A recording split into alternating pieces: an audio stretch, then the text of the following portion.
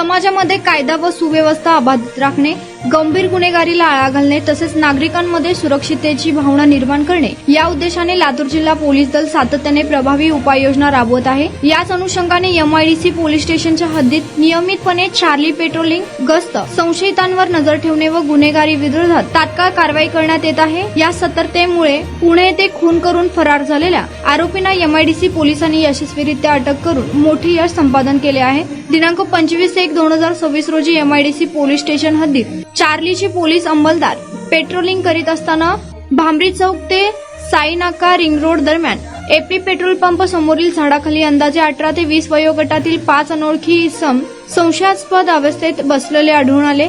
Charlie पथकाने त्यांच्याकडे चौकशी केली असता त्यांनी उडवाउडवीची, विसंगत व समाधानकारक नसलेली उत्तरे दिली। त्यांच्या वागणुकीत संशयास्पद हालचाली दिसून आल्याने चार्ली पथकाने त्यांना विश्वासात घेऊन अधिक चौकशी केली।